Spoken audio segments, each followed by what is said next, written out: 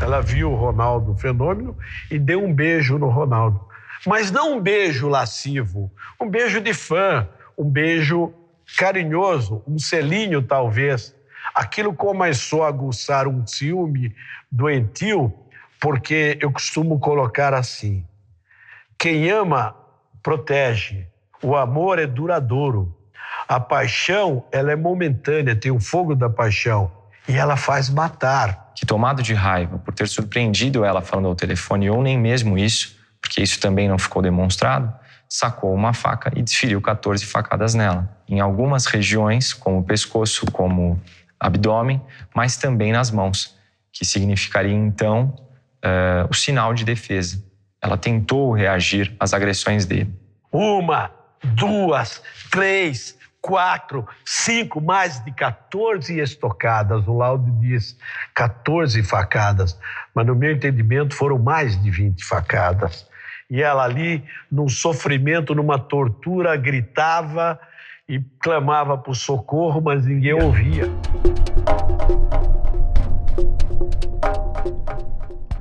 Na época, foi em março de 2009, nós compunhamos uma equipe do GEACRIM, do DHPP, que é um grupo especializado em atendimento a locais de crime. E era nosso plantão, nós fomos acionados via delegacia de polícia para que fôssemos ao local para fazer todo o levantamento de investigação e perícia. Nós somos a última esfera policial a ser chamada no crime, nós somos os últimos a saber do crime. E nos deslocamos para um condomínio no estado de São Paulo, na cidade de São Paulo, bairro do Cursino, bairro da Saúde, na Avenida do Cursino. Era um condomínio onde havia uma vítima que foi morta a facadas. O que chamou a atenção não é só o local em si, óbvio que o local geralmente chama atenção. Chama muito mais atenção, inclusive da mídia, locais em que acontecem em bairros que não são tão periféricos assim como é o caso do bairro da Saúde. Mas por ser entre casal e por ser um crime que ocorreu dentro de um imóvel.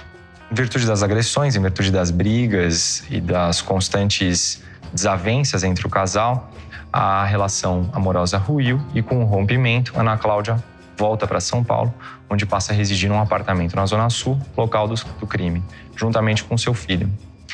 A justiça autorizou que Janken tivesse a guarda compartilhada da criança, que, portanto, funcionava mediante visitações. E muito embora a criança residisse com a mãe, Ana Cláudia, Janken tinha o direito de visitar a criança e levá-la para passeios. E no dia do crime aconteceu justamente um fato nesse sentido, nesse bojo. Ele levou a ex-esposa, a ex-amásia Ana Cláudia, juntamente com a criança, a um jogo de futebol. E em companhia deles ainda estava a Evelyn, que era uma colega de Ana Cláudia.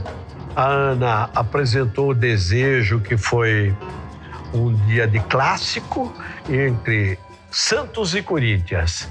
E ela queria assistir o Santos e Corinthians. Ela sempre foi corintiana, sempre gostou de futebol. E seu filhinho também, o pequeno garoto também. Na verdade, ele falou, está bem, para que passasse o dia ali, ele concordou em seguir com ambos, ou seja, com o filho e com ela no jogo Santos e Corinthians. Ali aconteceu um fato que não é revelado por Janken, mas é um fato que não foi filmado, mas que foi amplamente divulgado. Ela quis esperar a saída dos jogadores. Eu costumo relatar sempre, não era conhecida como já foi até denominada até pelo próprio advogado de defesa, que eu respeito muito, defesa do Janken, porque nesse país a defesa é sagrada. Todo e qualquer monstro, todo e qualquer criminoso tem o sagrado direito de defesa. De modo que naquele dia, depois que acabou a partida, ela viu o Ronaldo Fenômeno e deu um beijo no Ronaldo. Mas não um beijo lascivo, um beijo de fã, um beijo carinhoso, um selinho talvez. Aquilo começou a aguçar um ciúme doentio, porque eu costumo colocar assim: quem ama, protege. O amor é duradouro. A paixão, ela é momentânea, tem o fogo da paixão e ela faz matar.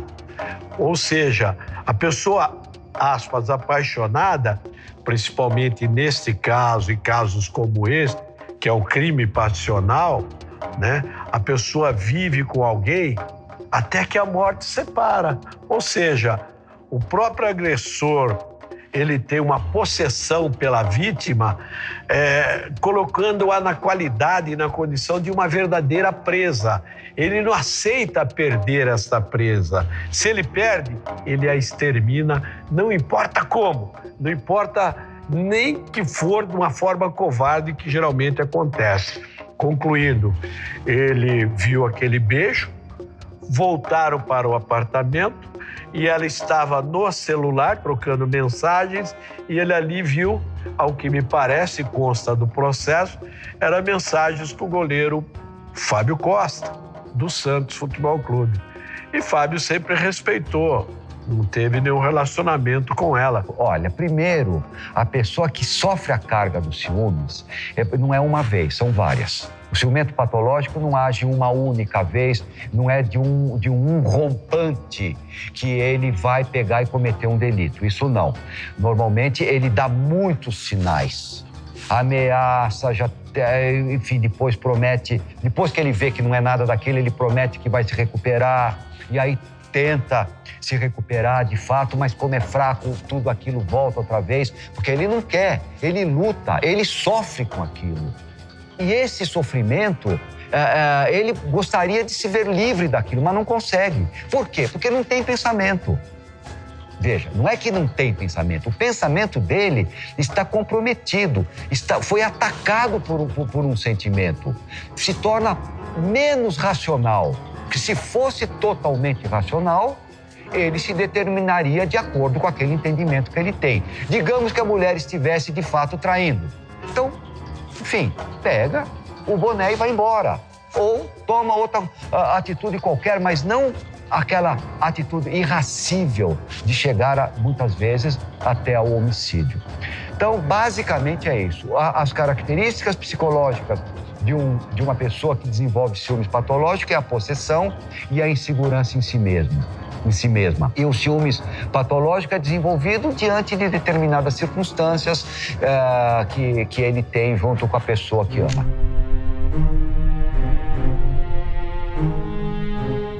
Ana Cláudia, uma moça encantadora, de uma beleza abissal, uma jovem liberal, trabalhadora, eu digo assim, ela era completamente independente. Era uma moça que gostava de futebol e era corintiana. E ela tinha uma paixão muito grande pelo futebol.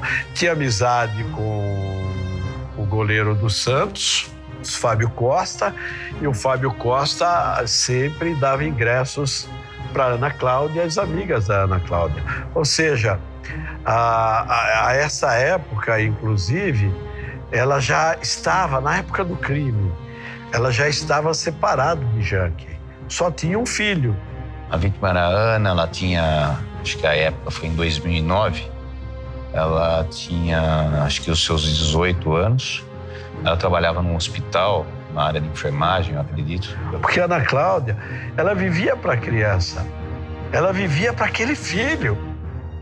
Qual o mal de Ana Cláudia gostar de futebol? Qual o mal?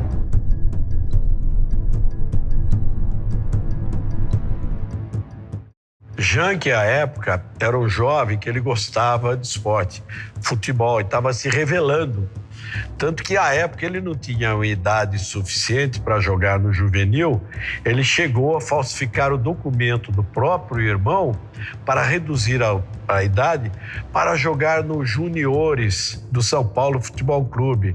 Ele, aparentemente, sempre apresentou como bom moço. Ocorre que, descoberta a fraude, que inclusive configura um delito tipificado no artigo 308 do Código Penal, ele foi demitido do clube. E, diante disso, ele resolveu seguir para a Bahia. Já nessa ocasião, já estava se relacionando amorosamente com a Ana Cláudia e, inclusive, fruto da relação, havia uma criança. E ao morarem na Bahia, ao residirem na Bahia, os traços de agressividade, de impulsividade de Janken já começaram a se demonstrar. Isso se reflete de acordo com o registro de boletim de ocorrência por Ana Cláudia, noticiando que Janken a agredia, assim como fazia com o filho do casal. Não bastasse o registro dos BOs, em dada ocasião, ela foi ao conselho tutelar para que fossem então levadas a efeito as comunicações realizadas em desfavor dele, e determinou-se que Janken passasse por uma avaliação pericial psicológica. E na época, naquela ocasião, a psicóloga que o examinou fez questão de consignar no laudo psicológico que Janken era uma pessoa ansiosa, infantil, imatura, já demonstrando então alguns desvios de comportamento, alguns desvios emocionais que, ao seu turno, certamente ensejariam algo maior, como aconteceu no caso. Ele se apresentava como uma pessoa, um verdadeiro, eu diria assim, um psicopata. Ele tinha duas personalidades. Perto da família, perto de Ana, uma personalidade perto dos familiares, amorosa, uma personalidade de quem iria cuidar bem dela e do próprio filho. Mas, na verdade, longe não. Longe, ele agredia a Ana Cláudia. Ele sempre foi covarde.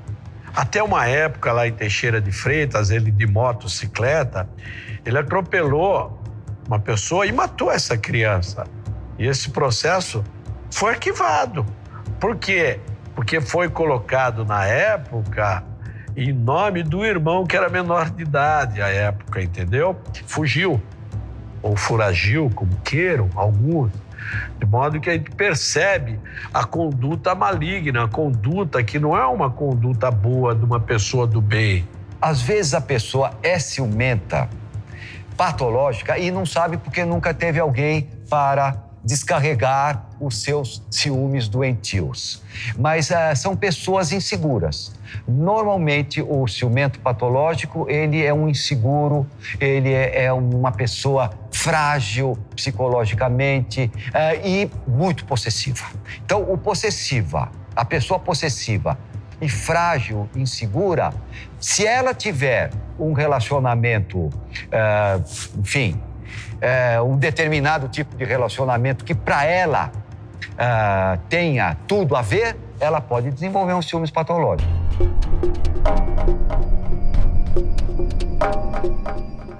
No relacionamento onde Ana Cláudia ajudava a Janken, tentou realmente conviver com ele, tanto que ela mudou-se para Teixeira de Freitas, uma cidade na Bahia, e lá conviveu por alguns anos.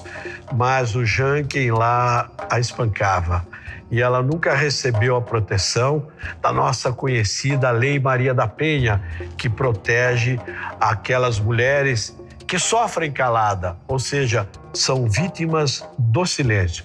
Enfim, ela viu e ela percebeu que Janken não era um homem para a vida dela, não era uma pessoa que a respeitava, que a amava realmente, e veio embora para São Paulo. E aqui passou a residir com seus irmãos, com sua mãe, eu digo mãe adotiva, a dona Maria, que não era mãe verdadeira, mas era como uma mãe biológica, como se fosse, e convivia aqui em São Paulo.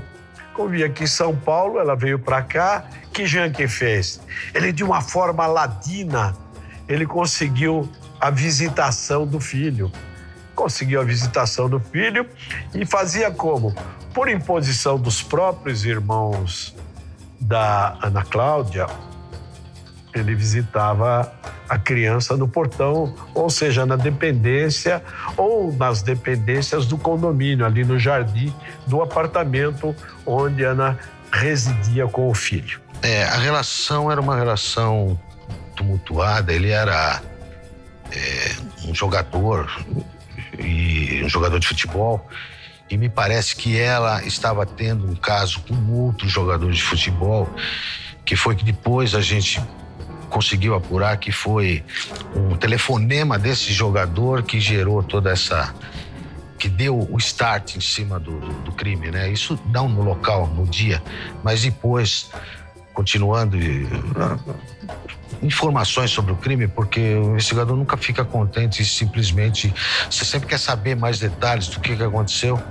E parece que uma ligação desse jogador fez com que ele ouvisse ela falando baixo de que ele embaçado, que não deu para esperá-lo. E ele foi tomar o telefone dela e parece que aí deu o start, foi onde deu o start pro crime, né? Eles eram um casal, estavam um ano juntos, desse relação, tiveram um filho, né? Que na época dos fatos não tinha, acho que 2 anos, ou se tinha era muito. Mas na época que aconteceu, eles estavam separados. Tanto é que o Janken estava fazendo visitação do filho. Já havia guarda por parte da Ana e era o Janken que ia visitar. Mas eles já estavam separados. Ele tinha um jeito assim possessivo, enfim. Então, na verdade, esse crime tem a assinatura da emoção. Em alguns casais que se separam, um ficar fazendo boletim de ocorrência contra o outro. Quer dizer, é como se houvesse uma competição. Quem fizer mais boletim contra o outro de ocorrência ganha.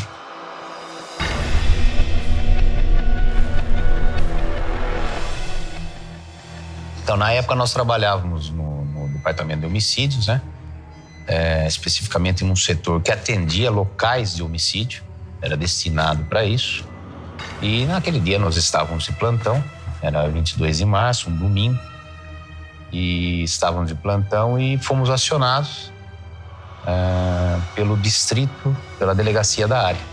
Aí a gente é acionado via mensagem, era acionado via mensagem, ainda é hoje. E aí a gente prepara a equipe com investigadores, com escrivão, com peritos, papiloscopistas, fotógrafos e vai até o local, que foi o que aconteceu aquele dia.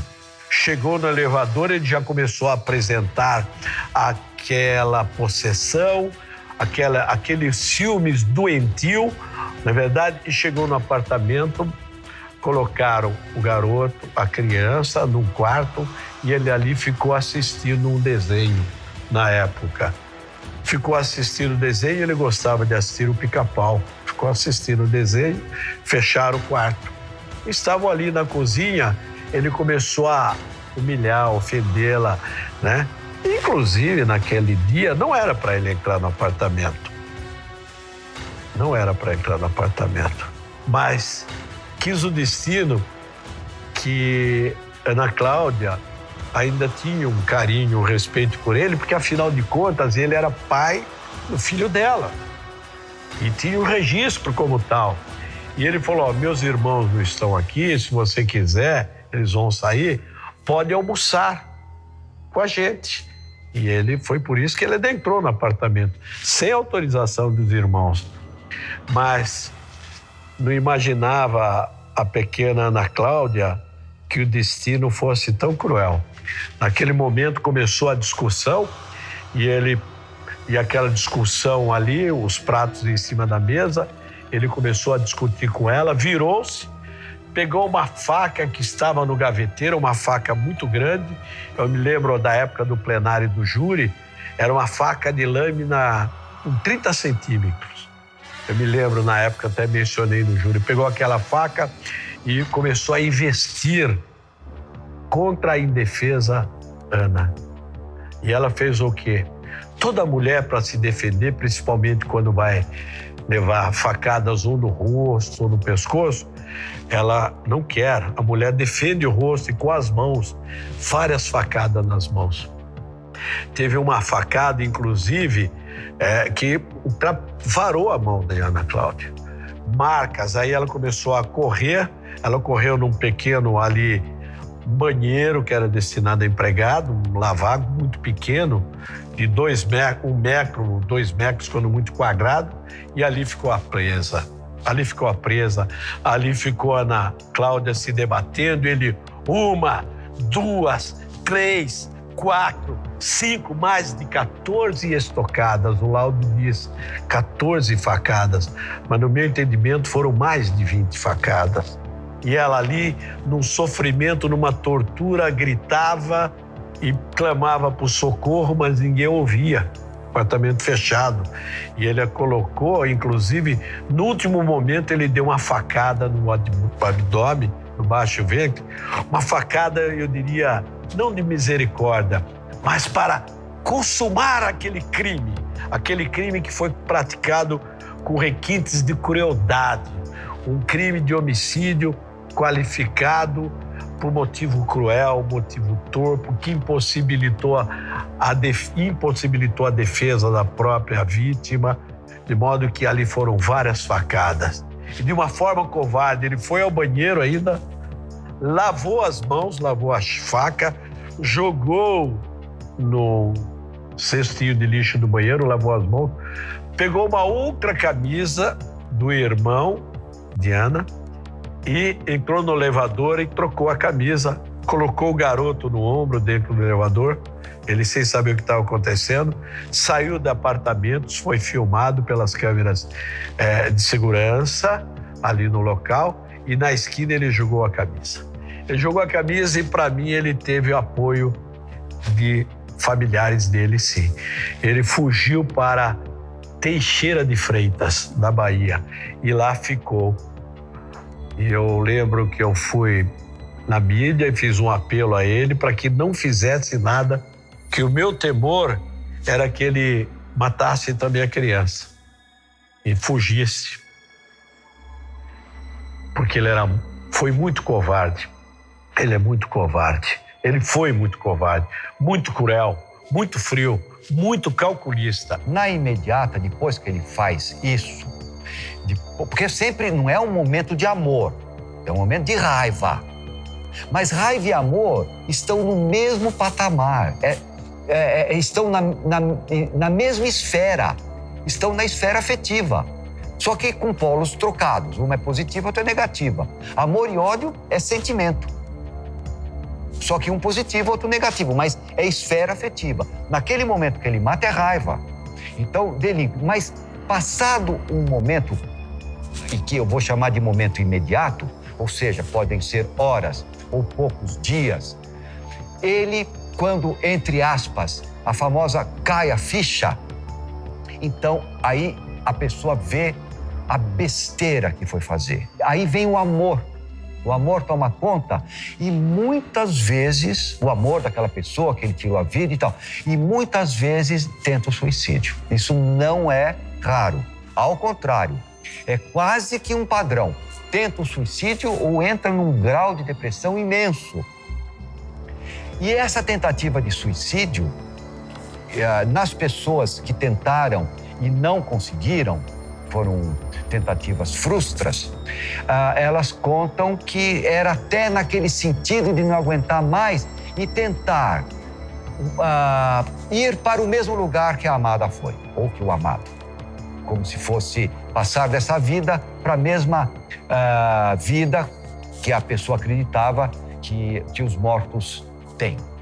Então isso é relativamente comum. Esse é o momento imediato. Agora, passado esse momento, terminado essa situação, depois às vezes de anos e tal, então o que vem é sempre uma frustração muito grande com a própria pessoa, como tendo feito a grande besteira da sua vida. Então isso é uma marca que fica, porque esses criminosos que eu vou chamar passionais, que esse é um típico crime passional. Todo crime passional tem o ciúmes, o sentimento. O fato de matar a mulher, simplesmente matar, porque foi traído na sua honra, isso não é crime passional, isso é crime comum. Matou porque não queria, ou às vezes até ficar com a herança, ou não dividir a pensão. Isso é crime comum, isso é criminoso comum. O crime passional, ele tem outra característica, que é justamente a existência do sentimento, que é o caso que nós estamos tratando aqui. E esses não são criminosos comuns, como são esses outros criminosos que matam para não dividir a pensão, digamos assim, ou os bens. Eles ficam eternamente criticando a si mesmos. Por quê? Porque são indivíduos que acham que fizeram a grande besteira. É sempre uma marca para o resto da vida.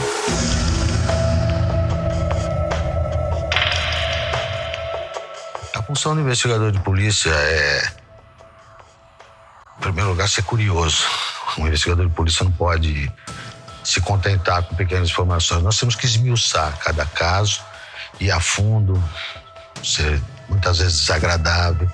Mas a função do investigador de polícia é levantar o maior número de indícios e, se possível, o esclarecimento da autoria de qualquer crime para que seja gerado um inquérito policial. Levantamos que existiam 3 pessoas dentro do apartamento: a vítima, o Janken e a criança, que na época acho que tinha um ano e meio. A investigatória partiu automaticamente para o Janken, né? Devido ao levantamento das câmeras de circuito, que ele entrou com uma roupa, saiu com outra, e o que estranhou-se mais, ele saiu com a criança, que ele não poderia sair com a criança devido a uma ordem judicial que existia. E a cena foi realmente o corpo estava no banheiro dos fundos do apartamento, e nesse caso foi muito... os indícios foram muito grandes em cima do Janken, tanto que nós acabamos dividindo a equipe. Enquanto uma equipe continuava na cena do crime, eu acabei me deslocando com uma outra equipe justamente atrás do Janken, porque era muito estranho ele não estar no local. Então nós nos deslocamos até uma residência na Zona Leste, que descobrimos que era de familiares, onde ele já não estava. E ali ficou constatado realmente que era ele, porque o pessoal estava todo... não sei, sabe? Quer dizer, um caso que... morreu, a pessoa morreu, a ex-companheira dele, no mínimo ele deveria estar ciente do caso, né? E de lá nós nos deslocamos para a rodoviária, paramos alguns ônibus com destino à Bahia, porque levantamos também que ele vivia, anterior ao crime, com ela no estado da Bahia. E ela voltou para São Paulo com o filho, alegando que ele era violento, que ele agredia. Então nós nos concentramos nos ônibus que saíam para a Bahia, mas infelizmente ele já deveria ter ido, porque, como eu te disse no início, nós somos os últimos a saber do crime, né? A linha de investigação foi essa que foi feita. A equipe do DHPP, ela é montada, essa equipe de atendimento ao local de crime, ela é montada com um delegado, tá? Que está à frente das investigações, junto com os investigadores, um fotógrafo que faz a fotografação do local, até para juntar no laudo do perito. O perito faz a parte do exame perinecroscópico, né? E o papiloscopista, ele está lá incumbido de colher no local as impressões ou fragmentos papilares, dígito-papilares, até para identificação da própria vítima no local. Por exemplo, você encontra um local interno. E aí, como é que você encontrou a casa? Não, a casa estava aberta. Então, aí você fala, poxa, não tem sinal de arrombamento. Aí você pergunta, a pessoa sempre ficava com a porta fechada? Não, ela sempre ficava com a porta fechada. Então, se ela abriu, provavelmente ela conhecia essa pessoa. Ela dá mais norte para a investigação. Diante da discussão que eles tiveram no jogo, no final da partida, eles seguem para o apartamento. E o circuito interno do prédio mostra pelas câmeras do elevador que em menos de 40 minutos, Janken sobe com ela, com a criança, vestindo uma camiseta diferente da que ele desce posteriormente, já desacompanhado de Ana Cláudia e levando somente o filho. Isso significa que em menos de 40 minutos ele subiu, cometeu o delito, trocou de roupa e desceu. Ao descer, ele foge, vai para a Bahia com a criança, com o filho, e lá é descoberto o crime. Os vizinhos relatam que, nesse meio tempo, ouviram gritos e, diante disso, interfonaram ao porteiro que seguiu até o apartamento. E assim que chegou no apartamento, o porteiro então encontrou o corpo de Ana Cláudia e, além disso, na lavanderia, a camiseta de Janken, as vestes de Janken com marcas de sangue e a faca utilizada para o crime. Nós atendemos o local, passamos isso para uma equipe de investigação da HPP e aí a coisa seguiu pela equipe. Porque na época nós estávamos no GEACRIM, né? Que é esse grupo que atende somente local. Normalmente a PM primeiro, depois o delegado de plantão. Aí, se não há autoria determinada, é passado para o DHPP, que vai ao local para esclarecer, tentar esclarecer. Pelo menos nós vamos com vontade de esclarecer o local, né? Domingo, geralmente, as pessoas estão em casa, então a gente começa a ter precisão da hora dos gritos, ou seja, da hora que realmente aconteceu. Aí a gente pega junto as imagens. Nós vimos a Ana, o filho e o Jankin chegando naquele dia. Depois nós vimos pela imagem ele saindo sozinho com o filho, com outra camisa. Quer dizer, tudo isso, ninguém viu o homicídio. Ah, tem testemunha? Tem testemunha. Poxa, mas ninguém viu. É o que eu sempre falo, a testemunha não precisa ser só ocular, né? Então lá tinha várias testemunhas. O porteiro que viu ele chegar, o vizinho que ouviu os gritos, outro vizinho que ouviu a discussão, outros vizinhos que lembram das brigas constantes que eles tinham, mais a filmagem. Então todo esse conjunto montou a prova, que indicou, que nos levou à autoria para o Jankin. Primeiro que ele saiu sozinho com a criança, essa foi, e com outra camisa, né? Nós constatamos na hora lá pelas câmeras pelo circuito da portaria, que ele volta inclusive abotoando uma camisa no elevador, trocou de roupa, né? E saiu com a criança. E tudo isso nos foi informado, olha, ele não poderia sair com a criança, tudo isso ajudou muito na linha de investigação, né? Foi isso que nos fez nos deslocarmos rapidamente para um outro local para tentar localizar a criança, principalmente, né? Principalmente a criança, que deveria estar junto com ele. E isso foi constatado nessa residência da Zona Leste que nós fomos. Lá estava muito claro que ele já havia passado por lá, o pessoal estava todo assustado, todo mundo querendo dar informação, dizendo que não ouvia há muito tempo, mas a gente sabia que ele tinha acabado de passar por ali, né? Só 2 pessoas realmente sabem isso numa delegacia, numa sala de audiência ou num tribunal do júri. Só 2 pessoas, eu sempre falo isso, só 2 pessoas sabem realmente, detalhe por detalhe, o que aconteceu. O autor e vítima. Isso não tira a verdade dos fatos, mas o porquê aconteceu, o que deu na cabeça da pessoa, a vítima, tudo isso mesmo, quem sabe, nem a testemunha que viu o negócio não sabe ao certo o que é. Agora, existem depoimentos, a gente conversa, os investigadores, uma das inúmeras funções dos investigadores é essa, é perguntar. Escuta, como é que era a vida deles? Ah, eles tinham muito ciúme. Ah, eles brigavam muito por conta disso. Então, segundo a gente apurou no dia, era o ciúme que ele tinha dela e as constantes brigas que eles tinham. A pessoa que sofre essa carga do ciúmes patológico, ela precisa, de fato, levar em consideração que está diante de alguém que tem algum transtorno que precisa de ajuda. Muitas vezes uma terapia, muitas vezes não, na maioria das vezes uma terapia ajuda e muito. E às vezes até é necessário o uso de medicamento. Mas isso, cada caso é um caso, não se pode generalizar. Essas terapias devem ser ministradas por pessoas que são realmente da área, do ramo, que podem abordar tecnicamente a mente de um indivíduo dessa natureza. É importante a gente ressaltar que o ciúmes por si só, ele não pode automaticamente ser um fator determinante em favor ou em desfavor do acusado. O ciúmes, em grosso modo, em linhas gerais, ele traduz uma baixa autoestima da pessoa. Isso quer dizer, é um sentimento de incapacidade de se relacionar com alguém, né? E por conta disso, ele não pode, por si só, ser caracterizado tanto em favor quanto em desfavor. É necessário que se veja casuisticamente, na situação específica, concreta, o papel desempenhado pelos ciúmes para verificar se ele deve ou não ser contabilizado na pena a ser aplicada para o réu.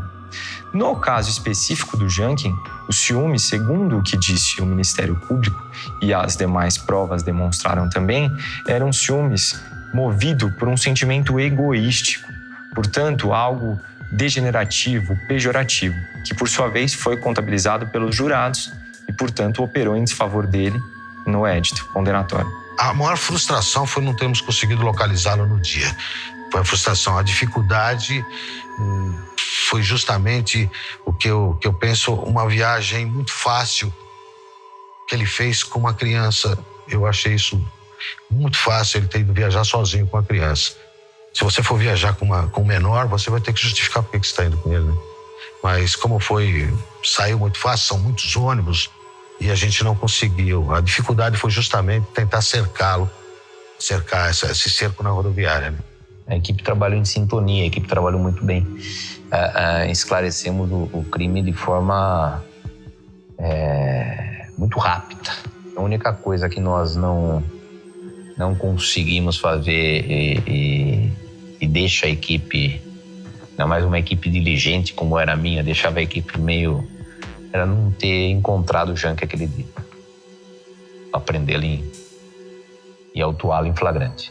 Se uma esposa sua, ou mesmo mãe do seu filho, falece em qualquer circunstância, muito mais uma dessa, qual é a reação da pessoa? Tá lá. A gente não conseguia contato telefônico, os investigadores, salvo o Arnaldo vai poder falar isso melhor, não me lembro, foram na casa de um parente dele, tentamos todo tipo de contato. O que é normal?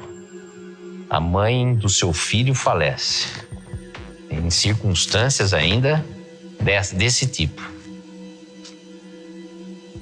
Puxa. E outra, cadê o menino? Cuja guarda era dela.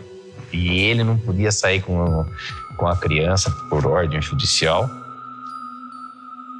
Quer dizer, o que testemunha fala? O que nós vimos, o que a portaria nos relatou. Somando isso, por isso nós fomos atrás do Janken.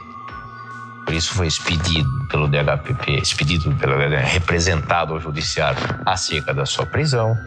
Tanto é que ele foi pego depois de uma semana, 2, 3 dias, agora não, 3 dias, no estado da Bahia. Com o filho. Ele foi encontrado sozinho e a criança estava na casa da mãe dele, né? Ele foi encontrado bem próximo da casa da mãe, né?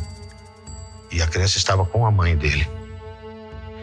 E a Bahia foi fácil porque ele já morou lá com a vítima, né? Cláudia, se não me engano dela, morou com ela e ela foi o estado que obviamente ele deveria ter voltado, teoricamente, né? E foi certo. O palpite foi certo.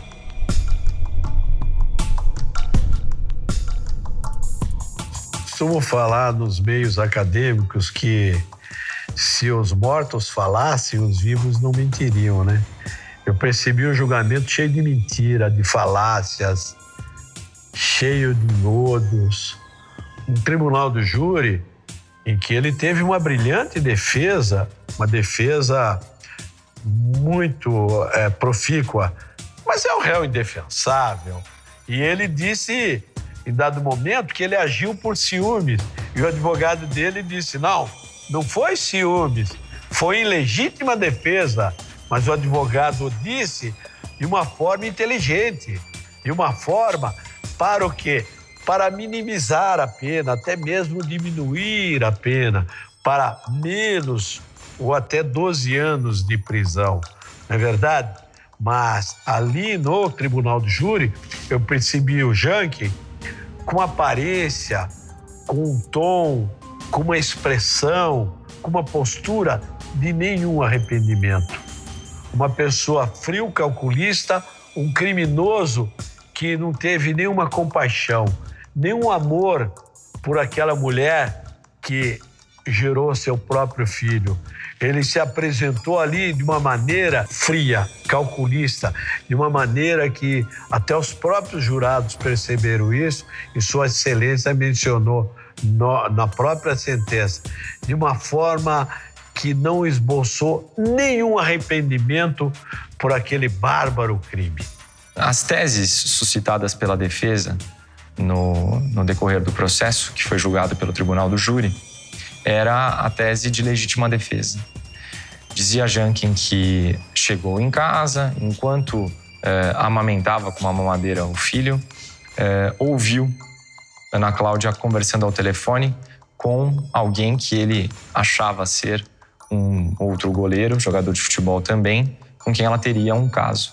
E diante disso, ela ficou surpresa com a situação e, questionada, não soube o que fazer, tomou-se de uma faca e partiu contra Janken.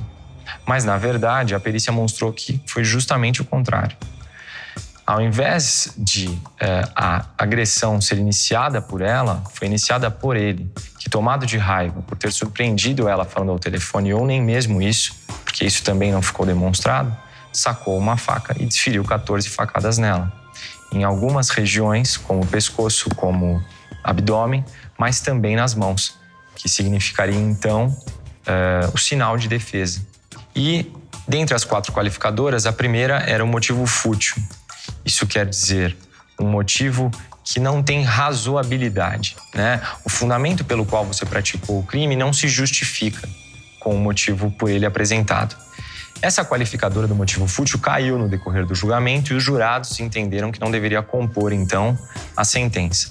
E restaram as outras 3 qualificadoras pelas quais ele foi denunciado, sendo que a primeira delas foi o motivo torpe, sendo que o motivo torpe, a grosso modo, em linhas gerais, traduz algo repulsivo, algo repugnante, que, segundo o que foi decidido pelo tribunal do júri, quer dizer com relação ao ciúmes exacerbado dele e, especialmente, as alegações de que ele tinha feito isso para garantir a guarda exclusiva e não compartilhada da criança com a mãe, a vítima, Ana Cláudia. Ainda temos as outras 2 qualificadoras, qualificadora do meio cruel, que seria, então, um meio desproporcional, um meio que causa sofrimento exacerbado. E, nesse caso, é evidente, tendo em vista que foram 14 facadas. E, por fim, o meio que dificulta a defesa da vítima, tendo em vista que não bastasse ela ter sido atingida em outras regiões, isso já fazia com que ela praticamente não apresentasse mais resistência quando levou os golpes mortais. E, para fechar, o delito ainda foi agravado, isso quer dizer, você tem uma outra causa a ser contabilizada na sentença, que é o fato de ter sido cometido no âmbito doméstico, tendo como vítima alguém de violência doméstica.